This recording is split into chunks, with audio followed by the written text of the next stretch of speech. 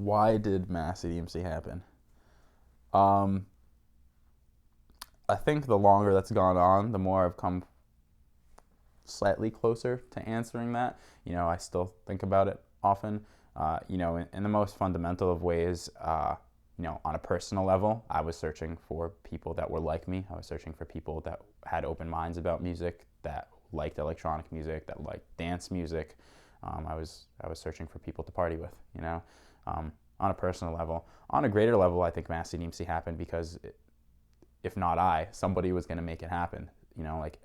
Dance music as a whole was rising, and there was a need for it on campus, just exemplified by some of those first parties we did in houses where hundreds of kids showed up to listen to house music and party and dance and have a good time, before we even started doing club shows or real stuff. And, it just became apparent that there was a need for this music. And even if people didn't know that they needed this music has something very powerful in it that draws people towards it.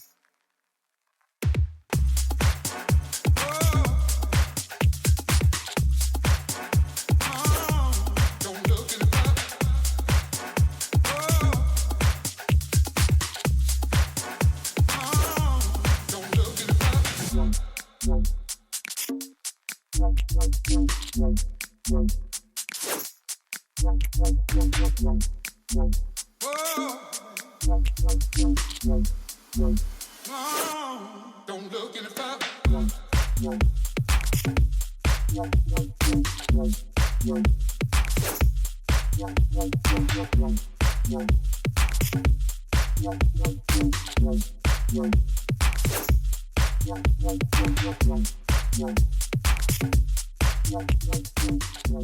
When I talk to people about electronic music and what it is, and I talk to somebody who has no idea what it is and no insight to it, I always start with what electronic music is in the most empirical form. And essentially what electronic music is music that's produced through a computer that makes you dance. If you look back, sort of electronic music has always kind of been popular, just not in the way that we've considered it. In a lot of ways, it's a reemergence kind of this just natural celebration of life. Dance culture is something that's ingrained in civilization for as far back as it goes. We talk about the significance of electronic music and what's going on here as a whole, this movement. What's the point? Why are we doing this? My name is Will Saltis. I am from Newton, Mass. Born and raised there, and then I went to UMass Amherst. I'm Laura. I went to UMass Amherst, and I've been involved with Mass EDMC as electric shepherdess for the past year and a half. My name's Adam. My name's Adam Lederman. I identify with a few places as home. I was born in Northampton. My grandfather was a professor at Smith. My mom's from Northampton. But my dad's Israeli. So when I was 5, I moved to live in Israel. And so when I came back from Israel, I went to prep school for a little bit, and then I went to UMass Amherst for 4 years. And then after those 4 years, I kind of decompressed a little bit for another 2 there. So I spent a lot of time throughout my life in Western Mass as a whole. So I definitely identify with that area a lot. It's very, very grounding and quiet and green.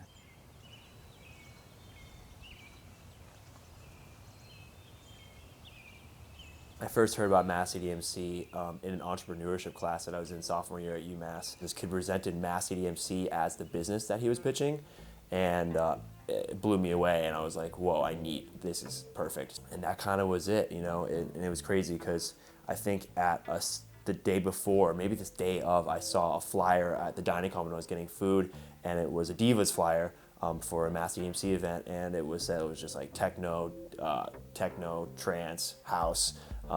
And I was just like, yes, that sounds awesome. I don't know what this is.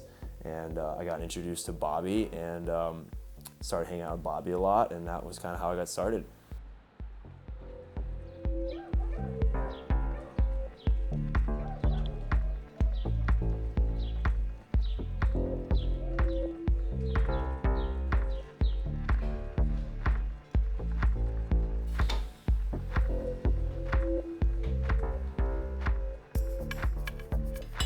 Mass EDMC stands for Mass Electronic Dance Music Community, and it originally started as UMass EDMC, and slowly moved to Mass EDMC. EDM in a lot of ways was the way to just describe the umbrella term to people. And we always say we don't even like saying EDM because it's electronic music. It is electronic music. That's how you refer to it. So like the acronym EDM was why we use it, because it was just the best way to describe the umbrella term.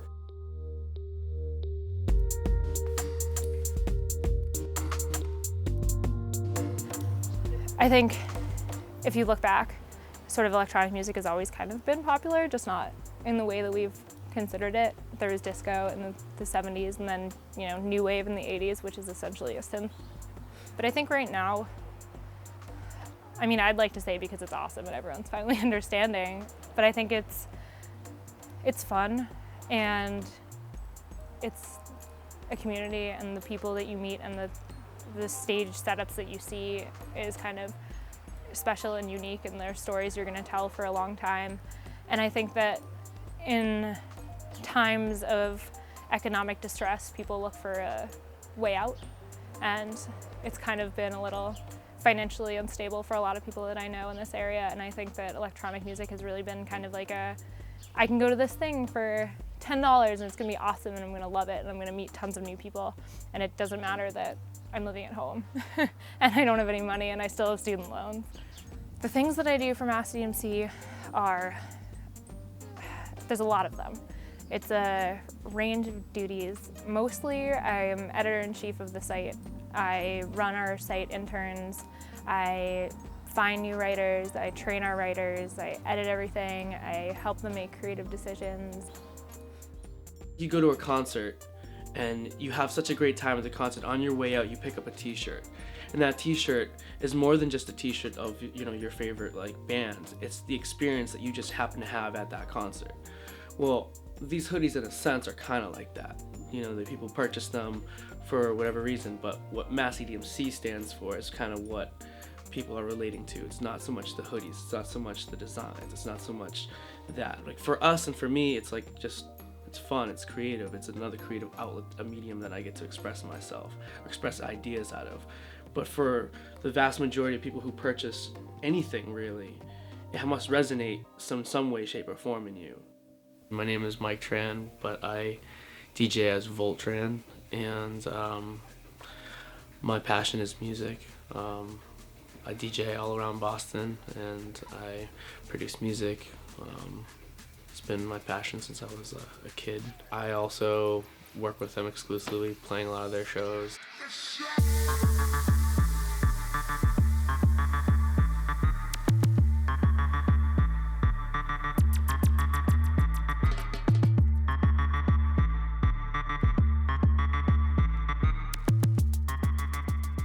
We always say it's amazing that we get to have our own job and we can do what we want, which is amazing. We do what we love, but we work all the time. It's I get to set my own hours and don't have to wake up to do 9 to 5, but I have to respond to my email 24/7 or I won't succeed. Because everybody we're working with in the music industry is organizing also a lot and so many projects going on, it's staying organized and really, that's where the spreadsheets and the documentation comes in. Is having everything on paper, whether it's ranging to ideas to your contracts to whatever. And none of that even begins to touch on the website. The website's an entire project of its own.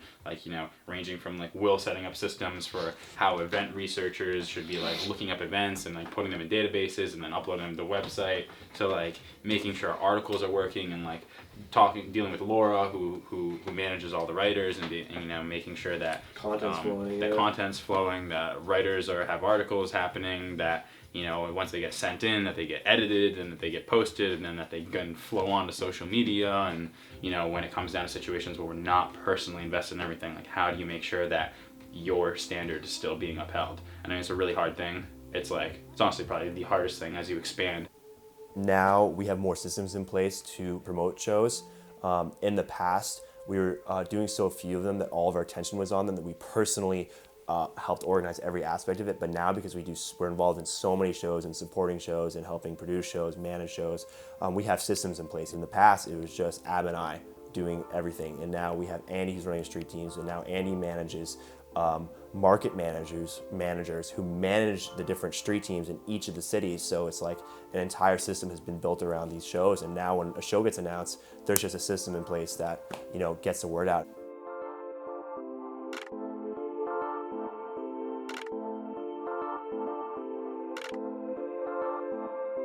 One of the differences between Boston and the Pioneer Valley is that, you know, in the Pioneer Valley, there's a far more limited array of venues for people to do events at, and for the music to thrive in that way, at least when it comes to like live environment.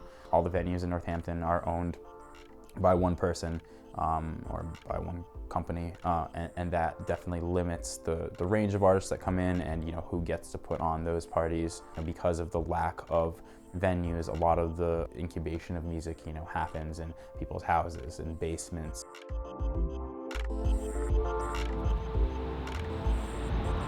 We're at my old house in Amherst. I lived here from my junior year, so my junior, my senior year, and then these 2 years after college when I kind of marinated here and just chilled here.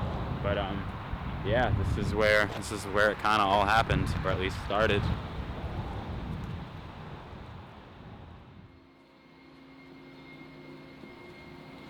Oh no, looks like they're setting up for a show or something. Stage over there. Welcome to the Mullen Center. So at the end of August, like leading into fall, there were a bunch of overdoses in the Northeast. There was the overdoses at Electric Zoo, which were super publicized. There was a death in Boston at a Zed show. And there was like this surge of scrutiny on the dance music scene, and this certain level of paranoia in regards to illicit like substances and drug use and whatnot, and this very strong push from media that just jumped at this opportunity to talk about a drug craze. Our community only exists where the music is happening. That is where people meet, make friends. That's where Mass EDMC is happening, at these shows. And, you know, if these shows aren't happening in the Pioneer Valley, then a lot of ways Mass EDMC isn't happening, because people aren't going to the shows, they aren't making friends, they're not having an amazing time, they're not listening to electronic music as much. You know, I think just by nature of the shows not happening in the Mullen Center, that less people on campus are hyped up about electronic music, or they feel discouraged. And, you know, there's no outlet for people to go let loose at electronic music shows. If you don't have an open mind about it and you don't know what you're getting yourself into, it can be a negative thing. Not to say that if you don't know an artist, you shouldn't go to their show.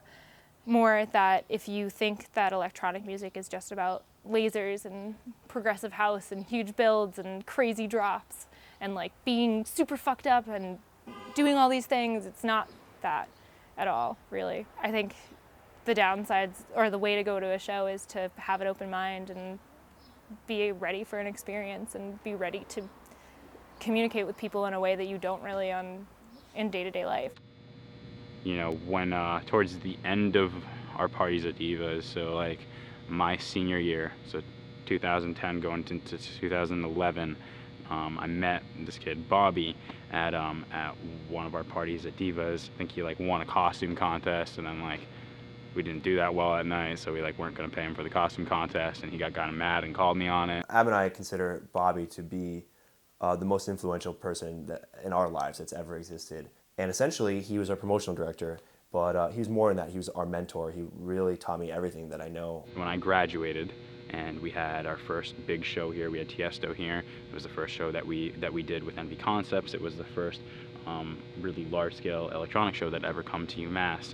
I remember being here with Bobby, kind of in the trench here, and we were just talking about just how massive this is getting and how important this is, because, you know, you look out on a crowd. We kind of went to the top of the stairs way over there and like kind of look down on the crowd, and watching that many people do that together and connect in that way was just something bigger than I had ever seen before. And I was just like, you know, I don't really understand what's happening there entirely, but I feel that it's monumental. I know it's important, and I need to chase that, and I need to find out what it is, and I need to keep on making it happen, you know. And I remember Bobby and I had both here and, you know, car rides, driving to shows, at home, you know, whatever.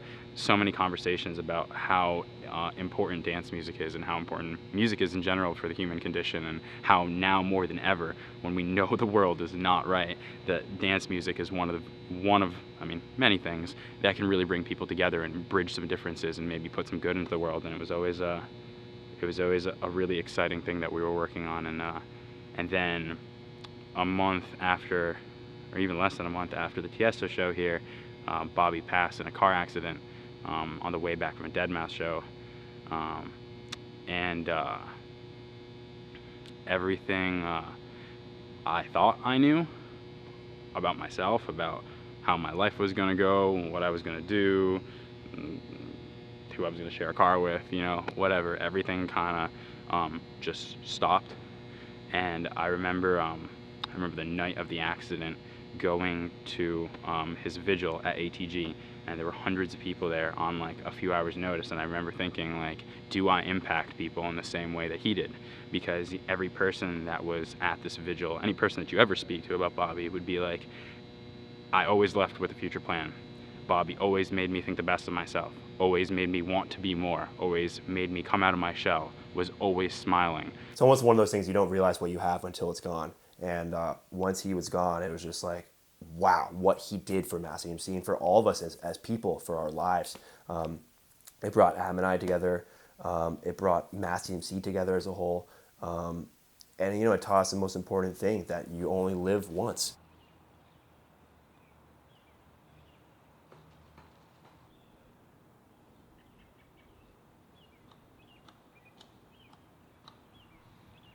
I think that electronic music and the scene and the experience of going to these parties, these festivals, these experiences, I think that they're therapeutic in that they connect people with one another. You know, I think in the way that the system pushes us, whether it be with school, whether it be once you're out of school and your daily hustle of work, and when you go into these environments where there is just this air of inclusion, this just like, come and be whoever you want to be.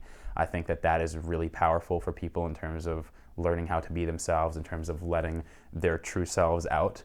And, you know, and then the music itself, obviously, just like melting everything away, you know, it's just like you don't, like I said before, you know, when I walk into a room and there's a bunch of other people smiling and radiating like positivity and excited about the night and excited about the sound and just moving however they feel like, without worried about whether they're gonna look weird or whether somebody's gonna judge them or whether they're dressed the wrong way. Everybody just feels how they want to feel. You know, when I start dancing, when I feel the music hit me, like it all melts away. All my problems melt away. Anything I was thinking about goes away. I'm just there, you know, kind of suspended in it. And when you come back, I mean, you feel kind of clean, you know, you feel free. And I think that's really powerful.